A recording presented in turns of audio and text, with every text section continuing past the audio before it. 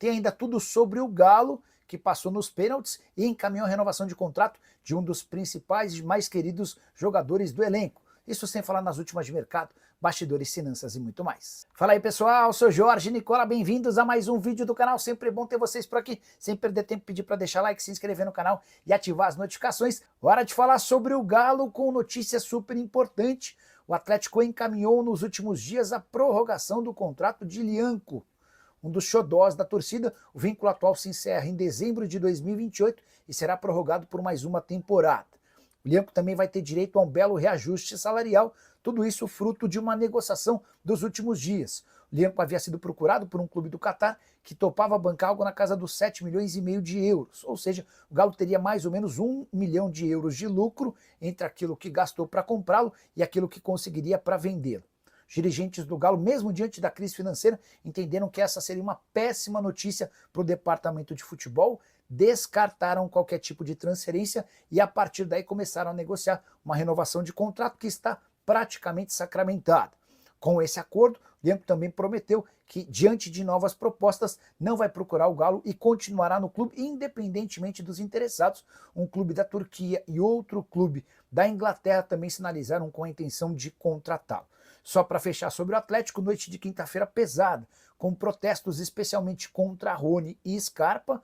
O Atlético perdeu no tempo normal para o Bucaramanga por 1-0, mas nos pênaltis conseguiu a vitória por 3-1, tendo como grande herói o goleiro Everson. Ele pegou 2 pênaltis, um terceiro ele não pegou, mas a bola foi para fora e o Everson ainda apareceu para finalizar o pênalti definitivo que garantiu a classificação do Atlético para as oitavas de final da Sul-Americana e, por consequência, 3.300.000 reais na conta.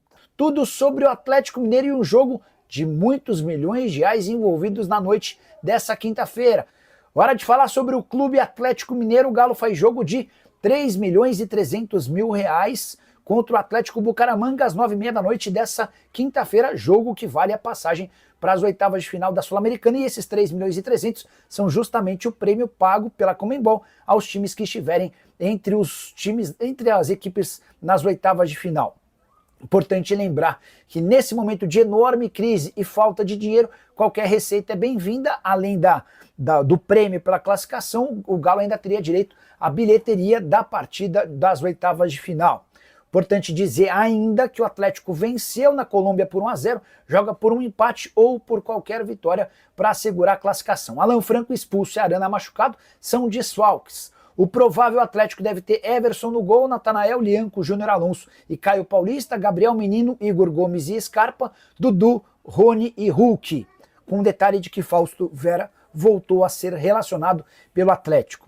15.000 ingressos vendidos de forma antecipada e o Rony na mira do Al Rayyan. Informação divulgada na tarde dessa quinta-feira dá conta de que o atleta foi alvo dessa proposta do Catar. O staff do jogador não confirma tal informação. Estou tentando a confirmação com dirigentes do Galo. Fala aí pessoal, sou Jorge Nicola, bem-vindos a mais um vídeo do canal. Sempre bom ter vocês por aqui, sem perder tempo, pedir para deixar like, se inscrever no canal e ativar as notificações. Bora falar agora sobre a multa rescisória de Rony, informação exclusiva e super importante nesse contexto envolvendo o Galo. Rony foi o único jogador do elenco atleticano que processou o Atlético, pedindo a rescisão do contrato por conta de atraso no fundo de garantia, certo? Pois bem, ele voltou atrás nessa decisão depois da promessa de que o Atlético pagaria todas as dívidas. Ainda não o fez, pagando apenas uma parte. E aqui vem a informação importante.